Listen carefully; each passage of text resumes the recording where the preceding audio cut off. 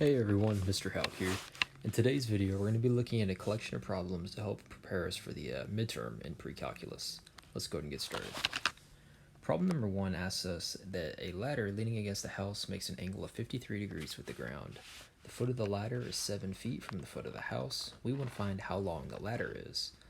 The hint says to go ahead and draw a picture, and that's always a good idea for application problems where you can draw a picture. So let's go ahead and draw one. That's going to be my ladder right here. Not a great ladder, but we can tell what it is. Leaning against a house. Notice that this is going to create a 90-degree angle, and the ladder makes an angle of 53 degrees with the ground.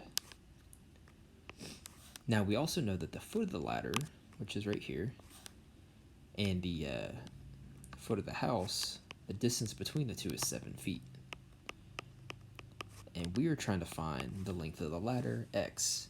Notice that the length of the ladder that we're trying to find is the hypotenuse, since it's directly across from the 90-degree angle, and the 7 feet is the adjacent leg to the 53-degree angle. So since we have the adjacent leg and we're looking for the hypotenuse, we want to go ahead and set up the cosine. So the cosine of 53 degrees is equal to the adjacent leg 7 divided by the hypotenuse x. We can then multiply x on both sides of the equation, and that gives us x cosine of 53 degrees equals 7. Now simply divide by cosine of 53 degrees. Make sure that whatever calculator you're using, whether it's Desmos or a graphing calculator TI-84, make sure that you are set to degrees, since our angle here is in degrees. Plugging into a calculator, 7 divided by the cosine of 53 degrees, after rounding to 2 decimal places, would be 11.63.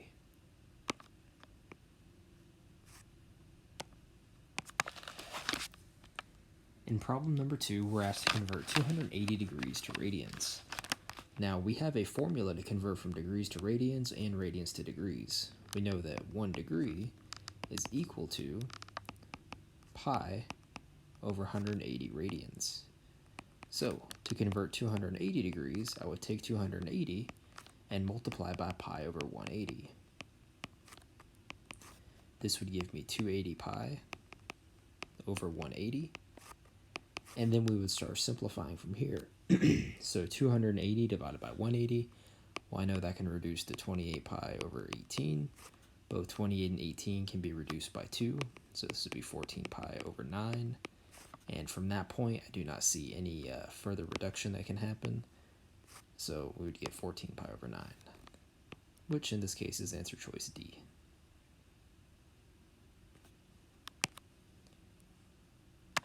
In problem number 3, we want to select all angles that are coterminal angles for 2 pi over 7. Now, coterminal angles, remember, are angles that if we take our starting angle, which in this case is 2 pi over 7, we can either add or subtract 360 degrees or 2 pi, since 2 pi and 360 degrees are the same. So we're going to take this angle, 2 pi over 7, and we're going to add and subtract 2 pi radians to it over and over. Now, we have to be a little bit careful here, though. If I want to take 2 pi over 7 and add 2 pi, I'm going to want to be able to represent 2 pi as something over 7. Just so that we can be able to add and subtract with this denominator of 7. So I'm going to make a little note here that 2 pi is the same thing as 14 pi over 7. Once again, the whole reason for this is now that I have a denominator of 7, I've represented 2 pi as 14 pi over 7, I can add and subtract 14 pi over 7 with 2 pi over 7 our starting angle. So let's go ahead and do that. First, I'm going to go ahead and add. So I take my initial angle, 2 pi over 7, and let's go ahead and start adding 14 pi over 7 a few times.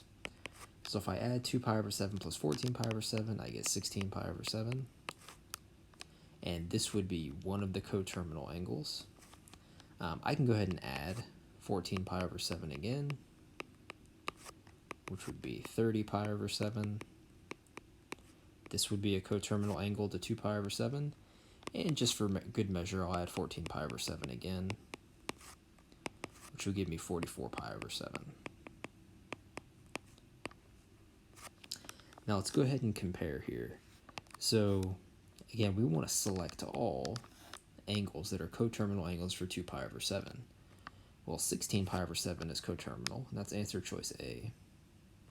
30 pi over 7 is coterminal, but answer choice B is 32 pi over 7, so we know that's going to be incorrect.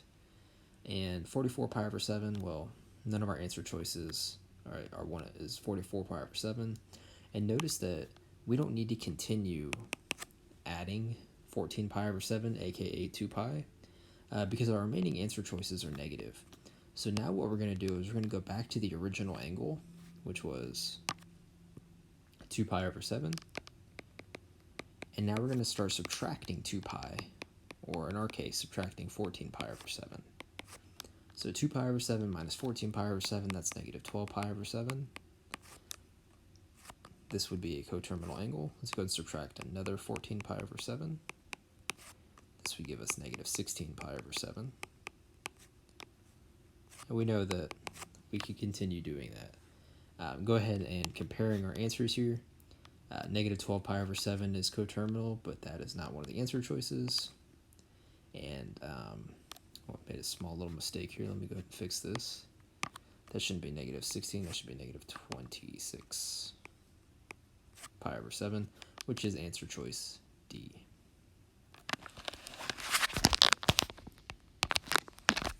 All right. And problem number 4 says which statement below is not true. And all these statements come from the unit circle. So the first statement says sine of 2 pi over 3 equals negative 1/2. Let's go to our little unit circle cheat sheet. Let's go to 2 pi over 3. Remember that the sine value is the y value. If I'm looking at 2 pi over 3, the y value is square root of 3 over 2. So right off the bat, we get the statement that is not true. Because sine of 2 pi over 3 is actually square root 3 over 2. Okay, and again, that's coming right here, y value at 2 pi over 3. All the other statements are true, but let's talk about them just for example's sake. Cosine of 7 pi over 4 equals square root of 2 over 2. Well, if we go to 7 pi over 4, let me erase some of these negative angles. Cosine of 7 pi over 4 is indeed square root of 2 over 2. We can see that. Tangent of 3 pi over 4 equals negative 1. So if we go to 3 pi over 4, which is right here, the tangent value, which are the values in these rectangles, the tangent value is negative 1, so that's true.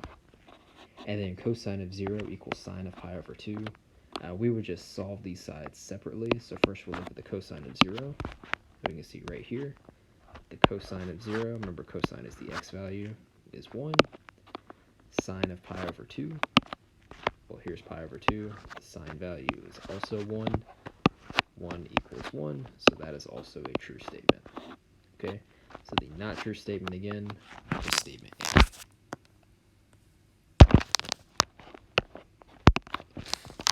Number 5 asks us to find the exact value of the tangent of the inverse cosine of negative 1/2, and you're told not to forget about your restricted domains. So keep in mind for these trig composition problems that we have to make sure that we work from the inside out. So we're going to begin with the inverse cosine of negative 1/2. Now if you look at your unit circle cheat sheet that I gave you, notice that on the bottom left I have the cosine restriction and the sine and tangent restrictions. So cosine restriction is from 0 to pi, basically the first and second quadrant. So we want to ask ourselves to find the inverse cosine of negative 1/2. What angle between 0 and pi, so I'm going to put on 0 to pi, what angle on 0 to pi has a cosine value of negative 1/2? Well, if we look at our unit circle here, between 0 and pi, the angle that has a cosine of negative 1/2 is right here at 2 pi over 3. Okay, 2 pi over 3. So this is equal to 2 pi over 3.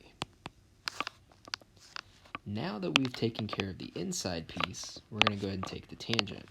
So the tangent of 2 pi over 3, again, let's reference our unit circle. We know our tangent values are here in the rectangles. Well, here's 2 pi over 3. The tangent value is negative square root of 3.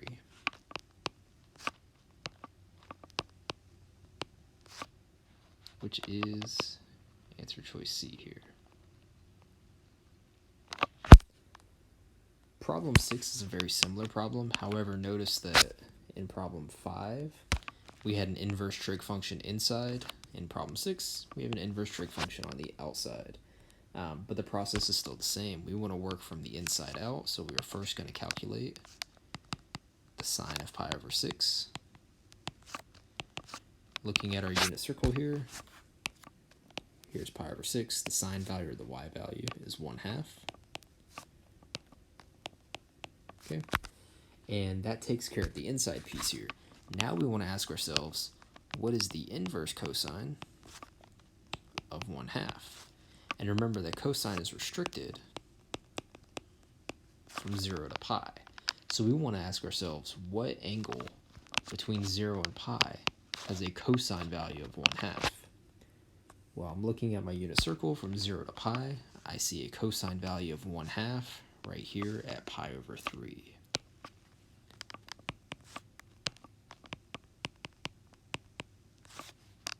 Which is B.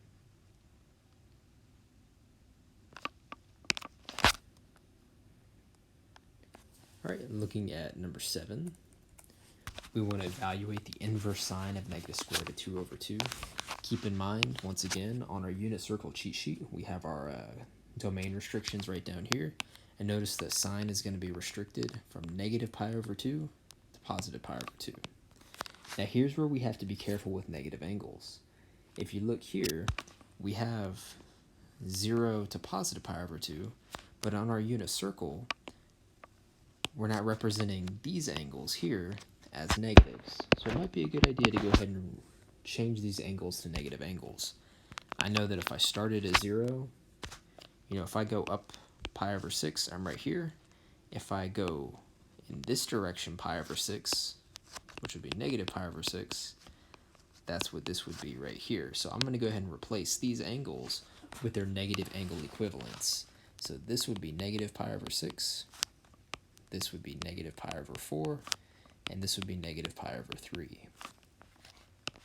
So we want to find the inverse sine of negative square root of 2 over 2, meaning from negative pi over 2 to pi over 2, basically in the first and fourth quadrants here, where is the y value of negative square root of 2 over 2?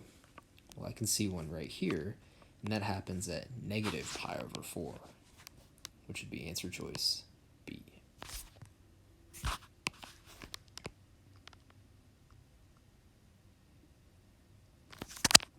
Okay. Number 8, given that the sine of theta equals negative 3 over 7, and that theta is between pi and 3 pi over 2, find the exact value for the secant of theta. So there's a lot going on here. First, one thing that I think is important to notice is that theta is trapped between pi and 3 pi over 2. Well, we can see pi right here and 3 pi over 2 here. So everything in the middle of pi and 3 pi over 2 is the entire third quadrant. So we know immediately that theta is in quadrant 3.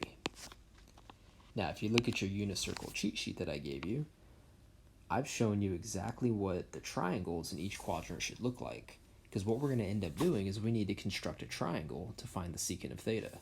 And since we are in quadrant 3, we need to construct this triangle here in quadrant 3, with the angle being created from the origin, the x-axis, and this hypotenuse of the triangle here. So let's go ahead and replicate that picture. Let's draw. Oh, that's pretty bad. Okay, here's my third quadrant. Here's the triangle I'm going to set up with my 90-degree angle. Theta will be right here. And one thing that we know is that the sine of theta is negative 3 over 7. We also know that sine is opposite over hypotenuse when you're looking at the angle. So opposite of theta should be a 3, and the hypotenuse should be 7. Now here's where we have to be very careful with our quadrants and the triangles that we created.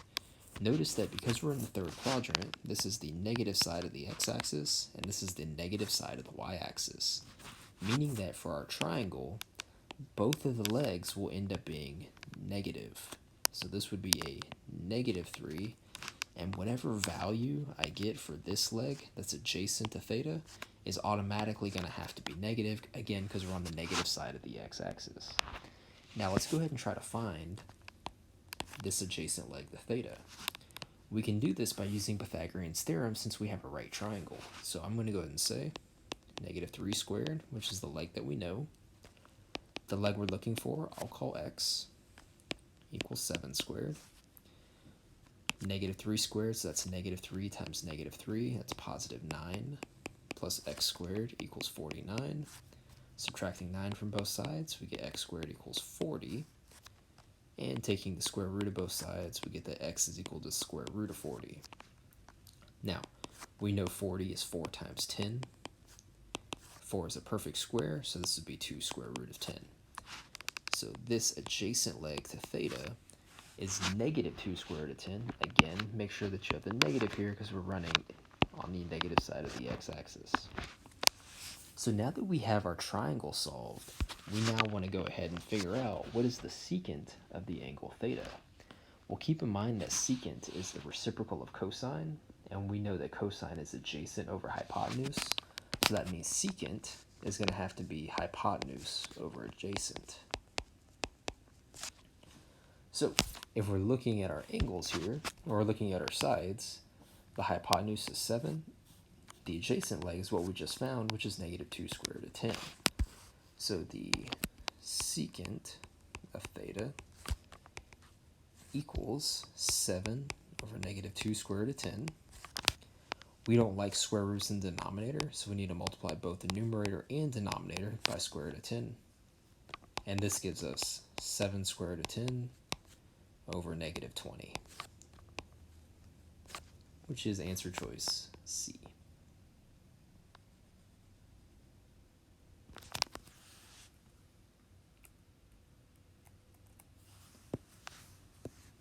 Alright, problem number 9.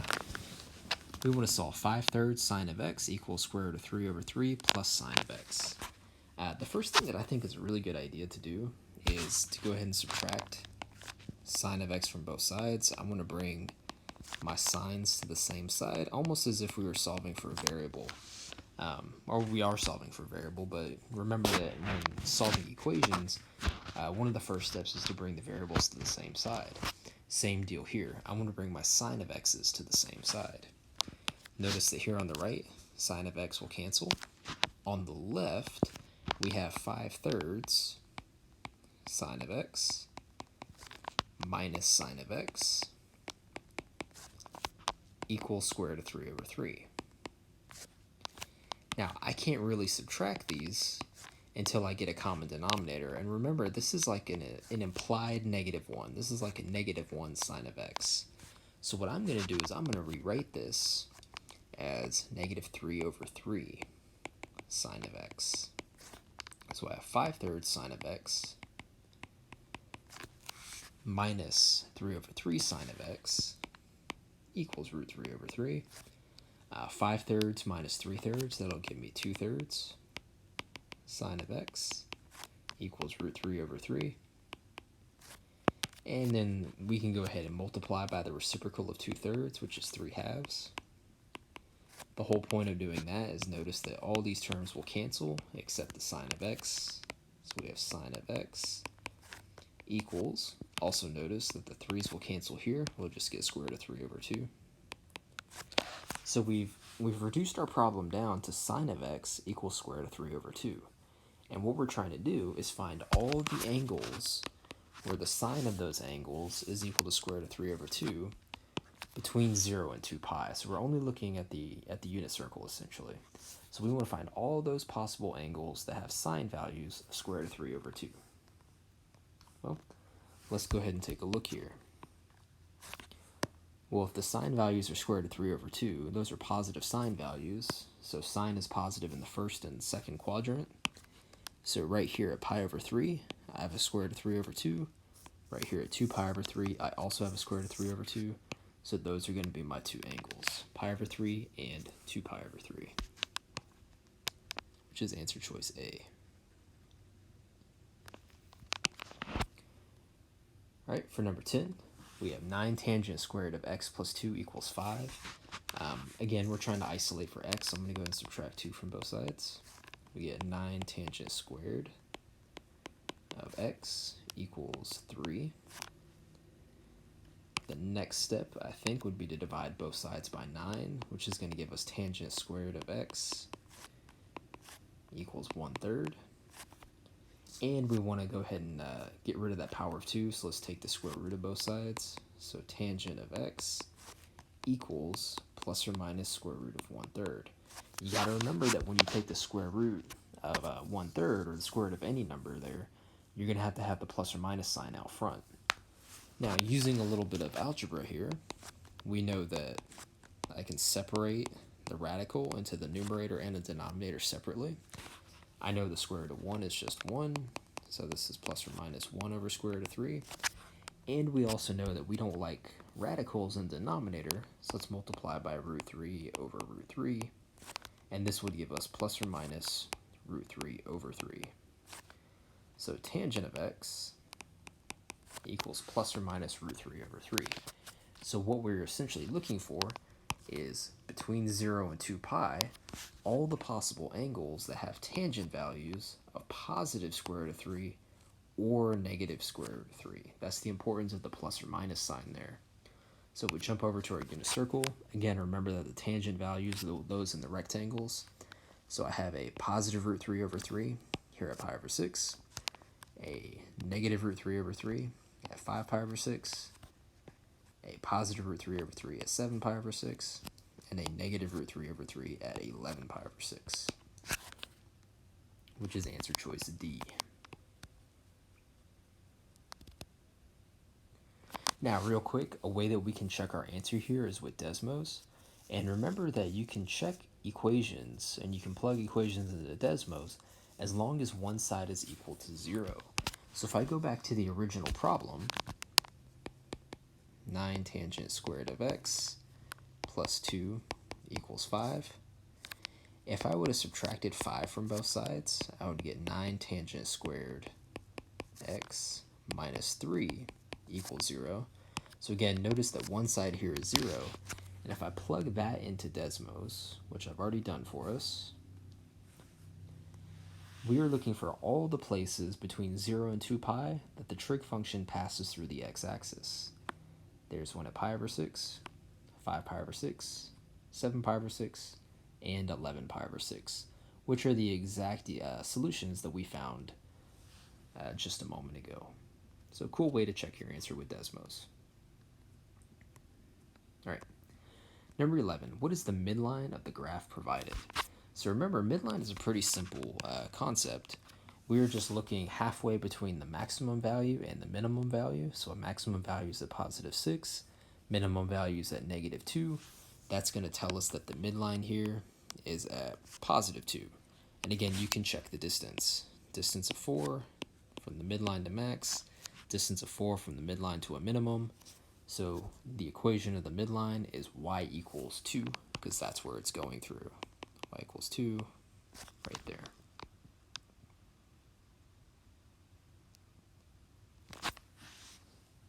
All right, number 12. Notice it's the same graph, but this time we were being asked to find the amplitude of the graph. So the amplitude is very much connected to the midline.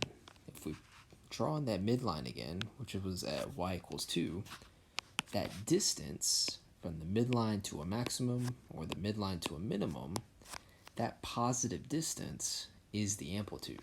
So since the midline from 2 to 6, we have a distance of 4, or from 2 to negative 2, we have a positive distance of 4, the amplitude would end up being 4, which here is answer choice B.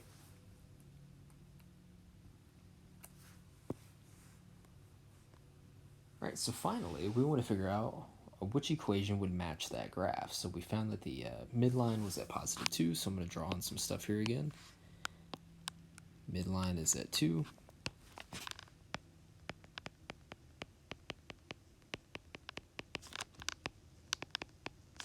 We saw that the amplitude in this case was 4. And when we think about the midline, the significance of the midline is that the midline tells us the vertical shift. For sine and cosine, for the parent functions of sine and cosine, we know the midline is the x-axis itself. So if the midline has been shifted up 2, that means there's been a vertical shift of +2. So that's what the midline tells us here. It tells us there's been some kind of vertical shift up 2. Okay? So using that fact, I can go and eliminate both answers C and D, because both C and D have vertical shifts of +4, because the plus, whatever is being added or subtracted on the exterior of the function represents the vertical shift.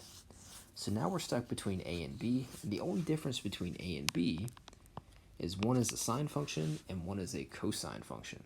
So we need to remember some stuff about sine and cosine. Remember that sine, the parent function of sine, passes through the origin. Well, think about this midline here. Originally, the midline for a sine or a cosine function is at the x-axis. If we move the midline back down, we would see that this point would fall through the origin. So before the function was shifted up 2, the function did pass through the origin, so it was in fact a sine function, which means that 13 would be A. Now, there is of course a way to check our answers here. I could take this equation, 4 sine of x plus 2, I could plug it into Desmos, and I could compare points from the graph, points on Desmos. Points that we are looking to see are like pi over 2, 6, 3 pi over 2, negative 2, 5 pi over 2, 6. So let's see if we can find those points. So again, I'm going to go over to Desmos, plug in 4 sine of x plus 2, and let's start looking for some points. Well, there's pi over 2, 6. That's one of the points we wanted to see. Here's 3 pi over 2, negative 2. Here's 5 pi over 2, 6. So we can see that the graphs are matching, the points are matching, so 4 sine of x plus 2 is indeed the correct equation. Problem 14 asks us to select all the following that have a period of pi over 2. Now, this is a problem that's important to pay attention to because remember that period is different for cosine and sine versus tangent. When we're talking about cosine and sine, so I'm going to write this up here. For cosine and sine, the period is 2 pi divided by the b term. But for tangent, the period t is pi divided by the b term. And we have to be a little bit careful there. So let's look here at A. A says y equals 3 cosine of x over 2 plus 4. Notice that the b term is 1/2 because the coefficient of x is 1/2. So the period would be 2 pi divided by 1/2. But since you're doing 2 pi divided by a fraction, we do our whole keep change flip business. So this would be 2 pi times 2 over 1, which would be 4 pi. And 4 pi is not pi over 2. So A would be wrong. Looking at B now, so we have y equals tangent of 2x minus 3. This is a tangent function, and we know that the period of a tangent function is pi divided by b, and we can see that the b term is 2. So the period would be pi divided by 2, which is exactly what we want to see. So this is one of our potential answers. Now remember, this is a select all problem, so this might not be the only answer, and we need to keep on looking at answer choices C and D. So looking at answer choice C, to be able to tell what the period is, we need to look and see where the cycles repeat themselves. Now we can tell that this is definitely a tangent function, And tangent functions are easy to find the period for because all you have to do is look from asymptote to asymptote. So notice, I'm going to go ahead and draw on some asymptotes here. We have an asymptote at pi over 2, pi over 4, and we have an asymptote at 3 pi over 4. If I find the distance from pi over 4 to 3 pi over 4, that distance, that horizontal distance, turns out to be pi over 2. So C would also be a correct answer choice because it has a period of pi over 2. Now, if you don't want to look from asymptote to asymptote, you could also look from common point on one cycle to the common point on the next. For example, we have this point at pi over 2, 2. We have a point at pi 2. We could see that the period or the distance from that point to the next point is still going to be pi over 2. So that's another way that you can tell period, on a tangent curve at least. For answer choice D, we want to find out again the distance from for one complete cycle. So I'm going to go ahead and highlight one cycle here. So we can tell that what I've highlighted in yellow, that's one cycle of this curve. If I highlighted any more of it, the cycle would start to repeat itself. So this started at 0, and the cycle ended at pi over 2. So the period here is pi over 2, which is also a correct answer choice. So it's looking at our correct answer choices were B, C, and D. All right, number 15. What is the equation of the graph provided? So let's take a look at our graph here and see if we can notice some things that are going to help us out. And then we'll double check in Desmos to see if we're correct. The first thing that I'm noticing, and usually the first thing that I start with, is the midline. So notice that the midline, that's kind of bad. Let's try that again. Still bad, don't like it. One more time, then I'll give up. Oh, never mind, I'm not going to give up. One more time, there we go, that looks better. The midline here is at positive 1. So if the midline is at 1, remember that for a sine or a cosine curve, the midline is typically starts at the x-axis, and the x-axis, the midline has been moved up. So we know that we have, first off, a vertical shift up 1. So let's look at our answer choices. Well, every single one of them has a vertical shift up 1, so we need to continue to investigate. Next thing I want to look at is the amplitude. So from the midline to a maximum, we have a distance of 2. We can see from 1 to 3 here, that's 2. From the midline to a minimum, we also have a distance of 2, so the amplitude is positive 2. Looking over here, well, we can get rid of some answers. We can get rid of answer choice A and answer choice D because both of them have amplitudes of 1. Both B and C have amplitudes of 2. So the only thing we now need to look at is the B term, which helps determine the period. So remember that the period is basically how many cycles can you fit in within 2 pi. Because if you think about cosine and sine, the parent functions of cosine and sine, one complete cycle happens by 2 pi. So if I'm looking here, let's see how many cycles happen between 0 and 2 pi. There's 1 cycle,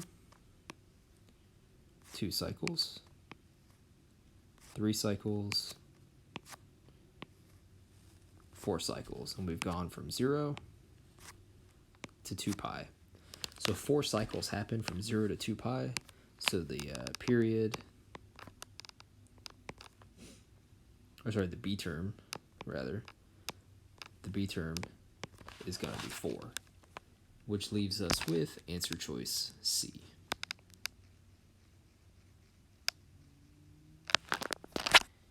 And let's go ahead and double check this with Desmos. So let's graph 2 cosine of 4x plus 1.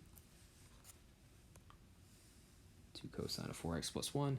And we can see that these points are going to match up. We have the point 0, 3. We have the point pi over 2, 3. Pi 3. And let's just double check those points. There we are. 0, 3 is right here. pi over 2, 3 is right here, pi 3 is right there. So we can see that the points there are matching up. All right, number 16, select the correct graph below for y equals cotangent of x minus pi over 4 minus 2.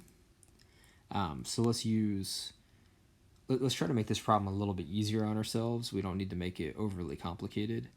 One of the things that I'm noticing that stands out to me is the minus 2 represents the vertical shift down.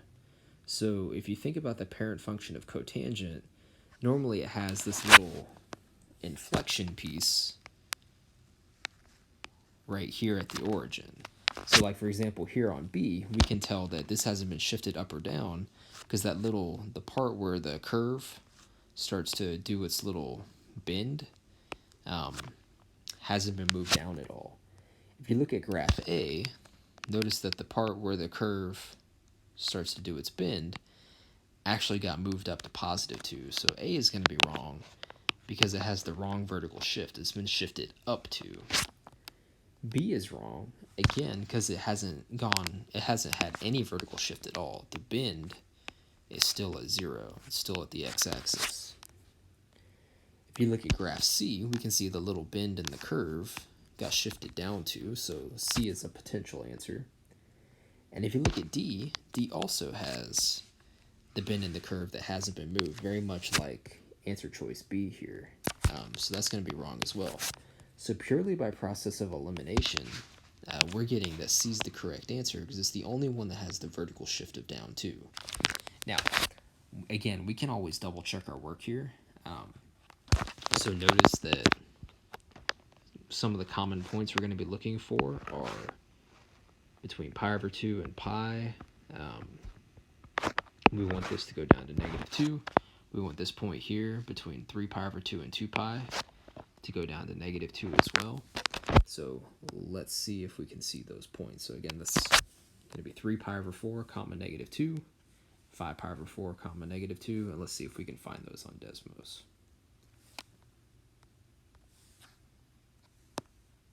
All right, so here is that point right here between pi over 2 and pi going down to -2. We can see it right there. Between 3 pi over 2 and 2 pi, we can see going down to -2 right there. So this is indeed the correct graph. And our last question, what is the equation of the graph provided? We can see just from the shape of the graph, it's definitely going to be a tangent curve, but all of our answer choices are tangent curves. A couple things that we can pick out here. Number one, when you're thinking about the parent function of tangent, it usually goes through one complete cycle with a period of pi. And if we look at the period here, the period has gone from pi to pi over 2. The reason I know this is because if I look at some asymptotes, for example, I have an asymptote here at pi over 4, and I have an asymptote here at 3 pi over 4. If I'm looking between the distance there, I have a horizontal distance of pi over 2. So we want to think, what could make a period of pi over 2? Well, remember that for tangent, the period is going to be pi over b. And I know that pi over 2 is the period, so if I put pi over 2 equals pi over b, that means b has to equal 2.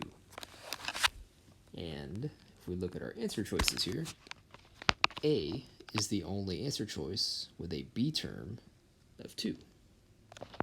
So by process of elimination, A has to be the correct answer choice. And again, we can use Desmos to double check our work here. So let's go ahead and graph tangent of 2x and see if we get these points. So here's tangent of 2x. Some of the points that we can see are 0, 0, pi over 2, 0, pi 0, 3 pi over 2, 0, and so on. If I compare this graph, those are the points I see, 0, 0, pi over 2, 0, pi 0, and so on. So this concludes part 1 of our semester 1 midterm review for pre-calculus. Part 2 will be